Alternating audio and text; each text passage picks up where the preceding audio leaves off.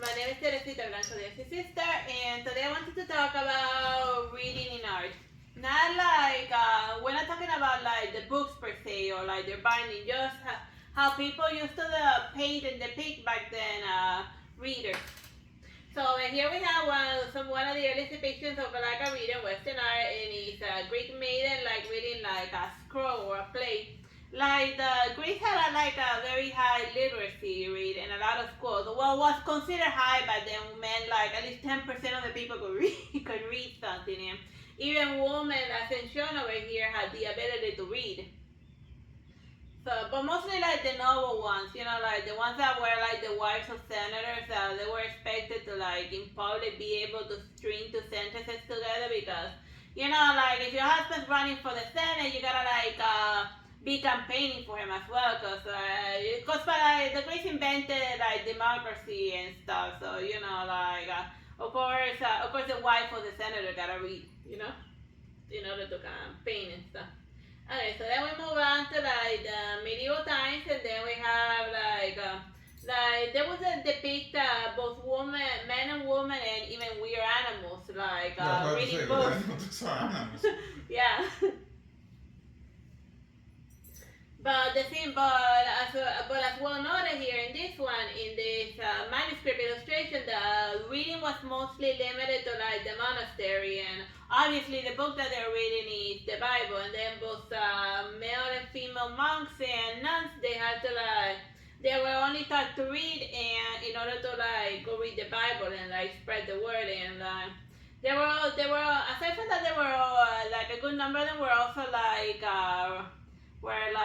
trying to save like the epic tales of like King Arthur and stuff, like the fancy stories, and put it in writing, because those who would tell those infamous stories, most of them knew the story by memory, but they themselves didn't know how to read. So that's why the depiction of like readers back then were mostly just people of the class, because like only like the monks and nuns were able to like read only the Bible. This one is we're getting close to the Renaissance period. This is 1410, a miniature from the Mobile Proverbs, France, for 1410. So yeah, over here we have a nice depiction of a lady, and not only that, but she's like teaching like a young man, and even her head is like depicted higher, cause she's teaching something, so she's correcting, like there's a there's even like she's a teacher, this is everything that was wrong in the book that you did, in like the essay, in like your homework, and it's like, oh really, how dare you woman tell me that there's something wrong with my homework, and then it'd be like, wash it. She's like, wash it, or so help me God. That is a typical, I will slap you in the face. I will slap you in the face for disrespecting me, and this kind not liking and being critical. So yeah, it's just a teacher before the moment that she slaps his face clean out, because we're in the time period of azota el espinazo a tu hijo, which means like break your shelves back. That was the parenting style back then. I just hit it, and I just give her a spanking. Oh, like break his back.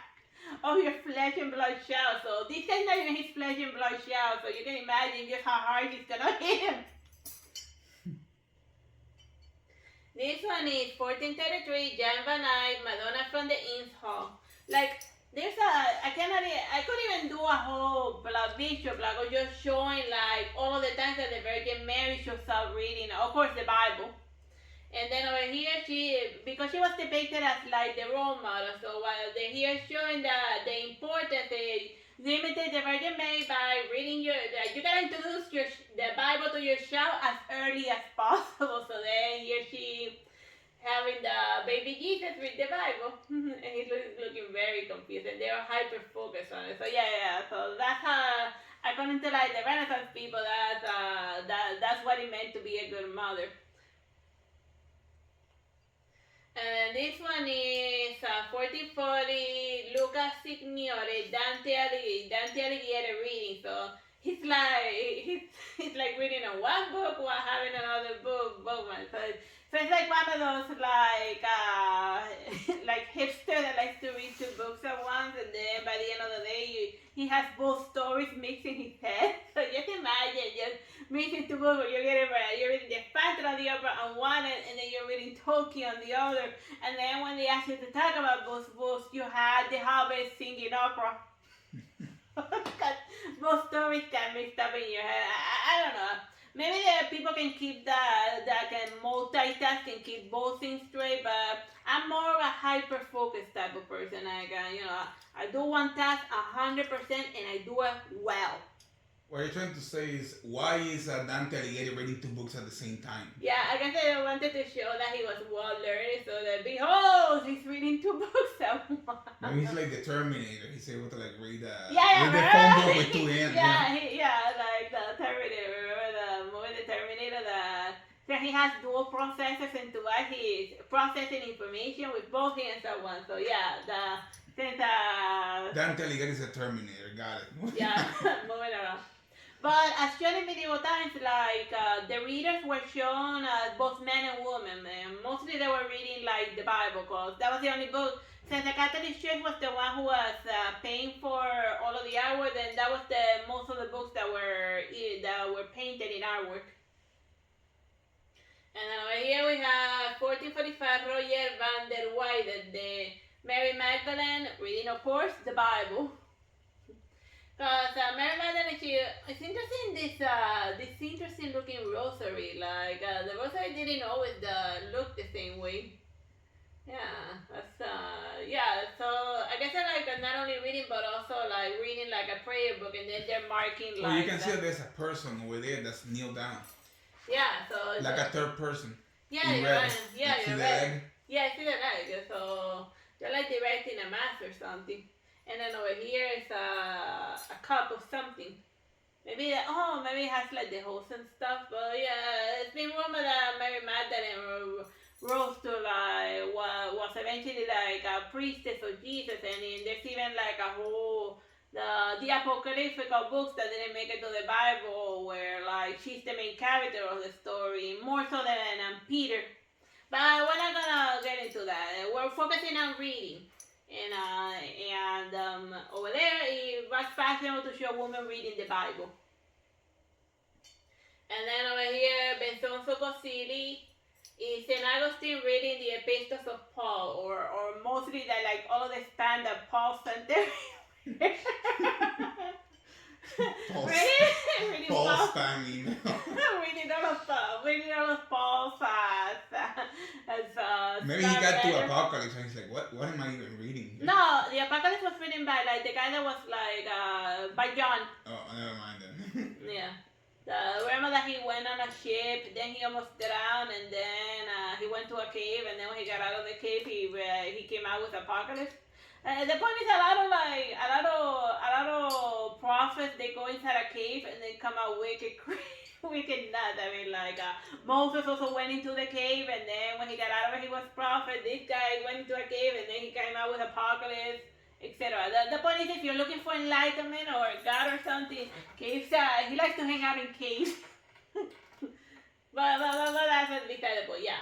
Again, showing a reader that's not reading the Bible, but, well, a section of the Bible, like a huge fat letter of spam.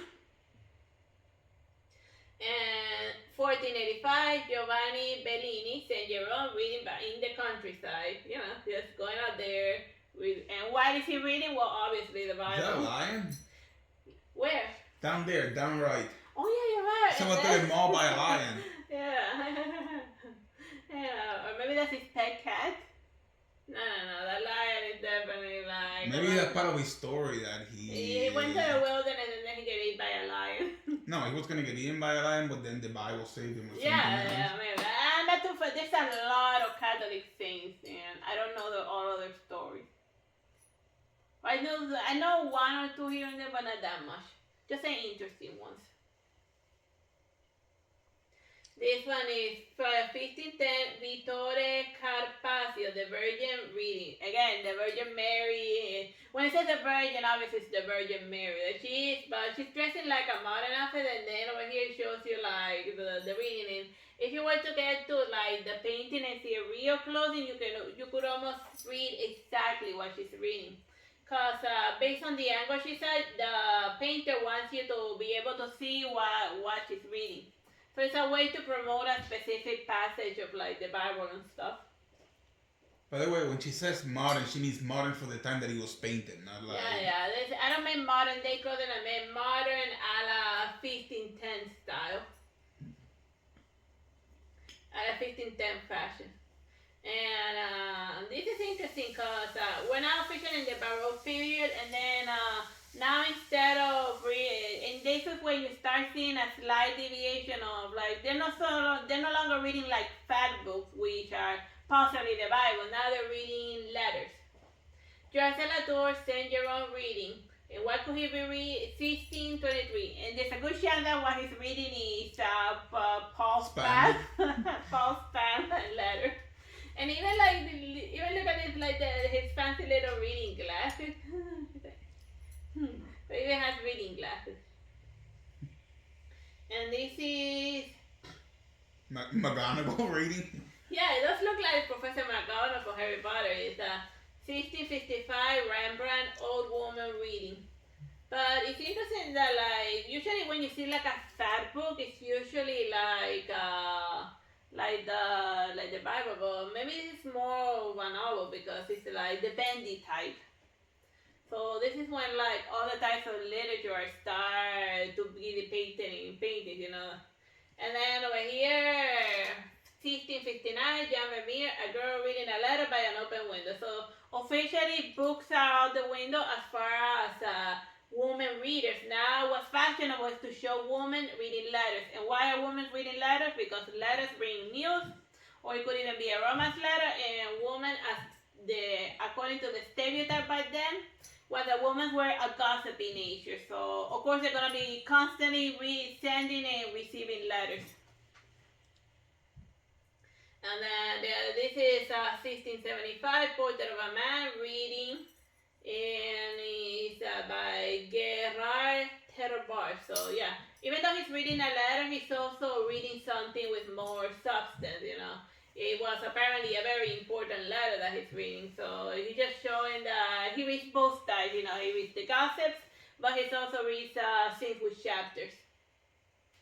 This one is wearing the Rococo, neoclassical type of, well, not romanticism. 1799, Francisco Goya. This is certainly reading. So is this guy trying to read his book while like weird demons are bothering him? And the title, esto sí que es leer. This is definitely reading. So, but that goes with the tradition of Don Quixote, which was written in Spain, that he said that Don Quixote went insane after reading way too many night books. So reading too much was seen as a vice back then. Well, it depends on the book, because if you're reading too much the Bible, you are seen as a saint and they applaud you for it. If you're reading literally anything off for your pure enjoyment of it, then it's a sin, because the time you're spending reading your favorite night book is time you could be spending reading the Bible and being a good Christian. Whatever. This one is 1831, Readers of the Newspaper in Naples by Ores Kipereski. One of them has a dog. Oh yeah, one of them has a dog. But yeah, this is when they start depicting men reading newspapers, and that eventually becomes like the most prominent way of depicting male readers, you know. Women read letters and books, while men read the newspaper. And then that only has facts and important information. But whatever, I'm not gonna talk about my general opinion of news in general. But yeah, this is 1850, Reading Between the Lines by John Leach. Well, and then over here, he's so into like the newspaper when he's reading, but there's a train back there and he's about to get run over. So yeah. He's literally reading between the lines. This is like a New Yorker's cartoon. Yeah, but now it's like John Leach. Well, maybe it's a British cartoon. Yeah. But yeah, it's just a guy enjoying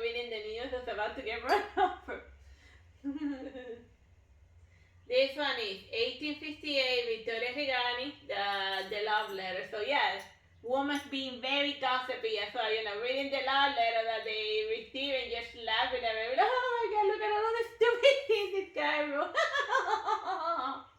Which is totally a chick thing that chicks do. When they laugh, you see that their face even shows that they're laughing when they're laughing at the poor bastard that opened his heart to them and then they just finding it hilarious. Well, who knows, maybe he wrote a bunch of perverted stuff and that's why they're laughing. Here's 1866, Paul Cézanne, the artist's father, reading his newspaper, because that's what men do. Women read silly little love letters, very gossipy, and guys read newspapers. And if you're a guy reading a newspaper, I don't mean to like that, but you're just saying that you're doing something that became fashion in like the 1800s. So yeah, here's Don Quixote, 1868 by Gustave Dore, Don Quixote in his library. So then he's reading his night books, and over here's like the physical manifestation of like all of the stuff that he's imagining. That seems like a fun book to read. And they even mentioned in Don Quixote all of the books he read, like Amadis de Gaula, and I forgot what was the other one. King Arthur he read, Yeah, I read King Arthur, Montesinos, etc., etc. This one is 1870, Jehan just defeated a cardinal reading a letter. So it's like a real depiction of like, of showing like, because as we got closer to modern times, guys reading letters became less common. So it would have made more sense to see a cardinal reading a newspaper because that was the fashionable thing for men to do. But no, he's just reading a letter and based on his expression, he's probably like, and that's what they wrote it to him. It's like, oh my god, like, what the hell? No, it looked like he's reading a letter from a friend and he's like, oh wow, he wrote to me, look at this. Oh, and over here that's actually more letters, so... Maybe he's just reading his fan mail. Yeah, maybe it's just his fan mail, and that's why he's reading it. Well, actually, he's also holding up his stick, so you could almost say that he's not so much reading the letter, but he's reading the letter to his friends. Mm-hmm. Because he's lifting up his stick. He's not sitting there relaxed, reading the letter to himself, no. He's reading it to other people, so maybe somebody wrote to him a very secretive confession, and maybe this is his chance to publicly humiliate the fool. Yeah, you can tell he's reading out loud. Yeah. He's like saying, oh, dear Cardinal, I don't know. He's reading he's not so much reading a letter, he's reading a letter out loud to his congregation in order to shame someone. The butterfly ring flew away. But yeah. This one is 1872, Claude Monet, A Woman Reading. Yeah, see? The impression would be like, they'd be like, that's a good way for a woman to recreationally spend her time. Is it running book? Yeah, it's funny. That's a proper and appropriate way for a proper pastime for a lady. Sitting there, reading a book, out in the garden. Just being, instead of like going to the bars and the cabarets. And this one's 1872, Pierre Renoir, Claude Monet reading. So this guy's painting a different painter reading. And what's he reading is he's all bendy and stuff, it's like the newspaper. And since he's wearing a pipe, smoking a pipe was like how was the visual signifier of like the proletarian. Like the proletarians back then, in order to show that they weren't part of the aristocracy, they were painted so smoking a pipe instead of smoking a cigar, because cigars is the smoke of the aristocrat, but the proletarians will smoke pipes. Opium pipes, to be more specific, because they're being into opium. Oh yeah, this one is 1874, James Tissot reading the news. So then it's just this guy showing the news to like his wife or maybe his daughter. Yeah, he's like telling, oh, look at what happened in Paris today. Look at what happened in Paris today. Oh, and then she'd be like pretending to be interested. Oh, that is so interesting, honey. Because, that's what wives do or daughters or something. They pretend to be interested in the dude's hobby. Yeah, sure, whatever. This one is 1888, François Martin Cabet, Maiden Reading a Love Letter. It almost looks like a very nice rococo-ish painting with like the nice, oh, and it even came with roses, so that's how you know that it's a love letter without even the title. Yeah, look at what my honey said. Yeah, over here you see the fan and the little and the different roses. Nice little still life in the foreground. This one is 1885, Sarah Amatadema Lawrence, a reading from Homer. It's not a Homer's reading because Homer is a blind poet.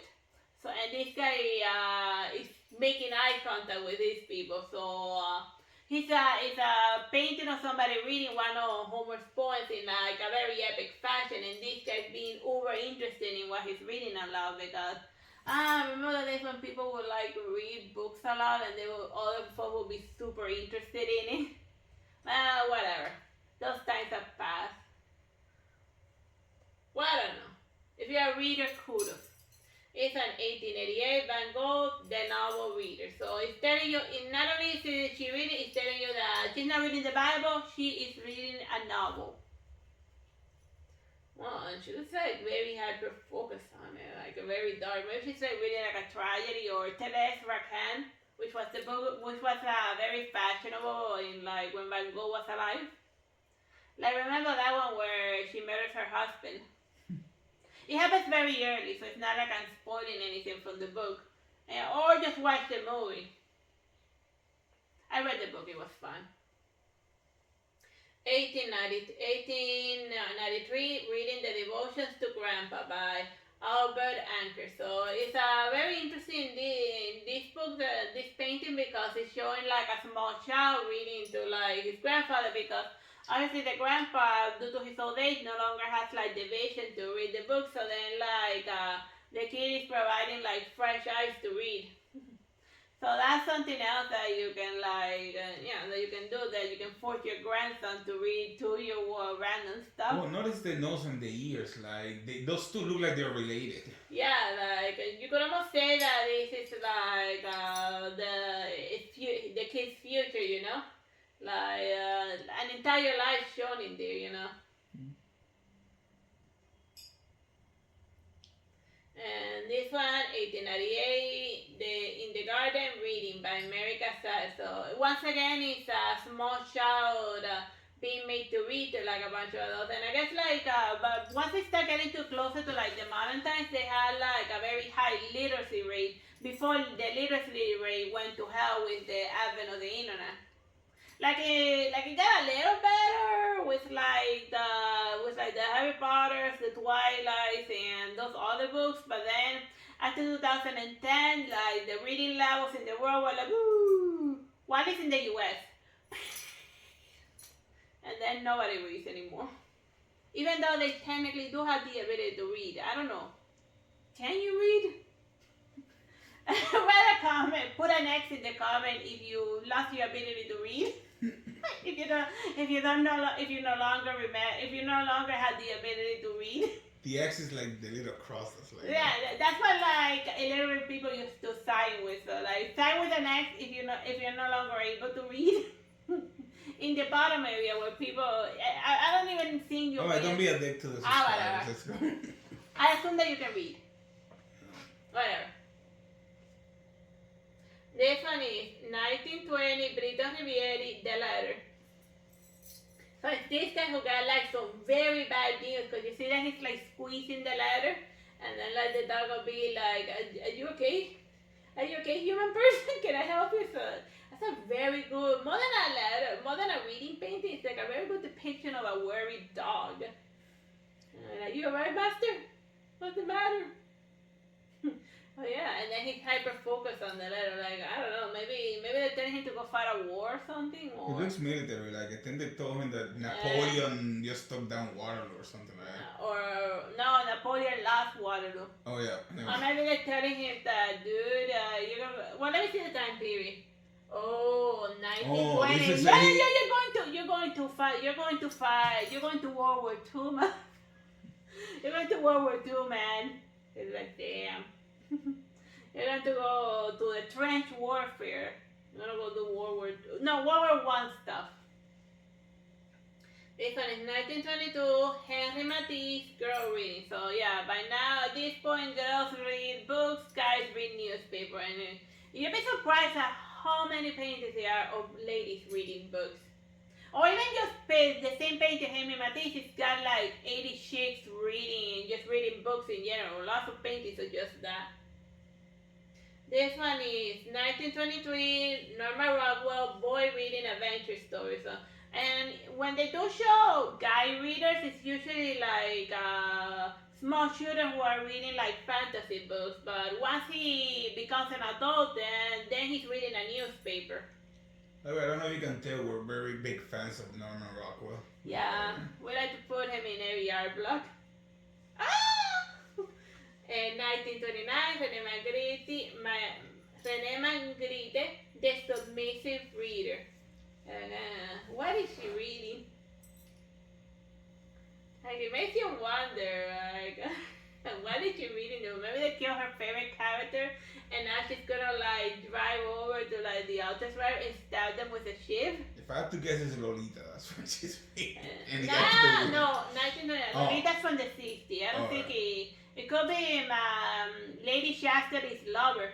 Oh, yeah. That was infamous for like having an infidelity because when her husband lost the ability to walk, then she got herself a lover because like the husband didn't have.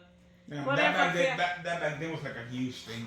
Well, even right now, like don't cheat on your husband, especially if he lost his ability to walk or for something that he can help. At least give him the ability to like.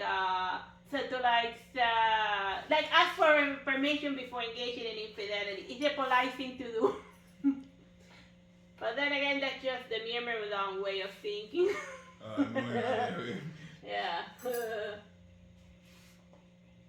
At least give him the chance. And 1950, The Big Daily Read by Albert Joseph. So it's not only one guy reading a newspaper, a bunch of the manly guys reading the newspaper. This one is 1960, Pablo Picasso, Reclining Woman, reading. Here's the book. And that's just like, that's a good way to spend an afternoon. For anybody who says anything out the same vocabulary anatomy, look at that. Yeah. Wow. Yeah.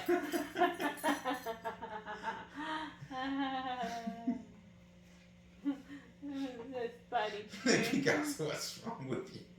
Whatever. How I guess you figure that if it didn't make it suave, you weren't going to be able to tell that she'd be a woman. Whatever. Oh wow, that is an epic cat. This is 1970, Will Barnett, Woman Reading. And obviously a cat in her chest because it'd be like, you gotta pay attention. So instead of moving the cat, she just lifts the book so that the cat can stay comfortable. Which is something that cat owners would do that, you know, like, and look at the cat silently judging the viewer. This thing makes direct eye contact with you. Yeah, while she's looking at the book, the cat be like, what the hell are you looking at? From 1970. It's even like has the date down here, which is good. And we're now the 1980s. It's again the cat, but this time it's a big cat, a leopard. So she's not reading a book. She's like reading a letter. She's reading a letter. But as you can see, as far as art history is concerned, most of the time that when you see somebody reading, there's a 80 to 70% chance that it might be a woman. Because as far as readers, most of the time that think that painters paint is woman readers. Either reading a letter or reading a book, but very rarely reading a newspaper. I couldn't find for the life of me find a painting of a woman reading a newspaper. Yeah, that's odd. Like if anybody knows in the comments, like anyone can put like the title of a painting that features a woman reading a newspaper, that would really help. Alright, so yeah, I think that's it. We went full circle. Bye bye and God bless.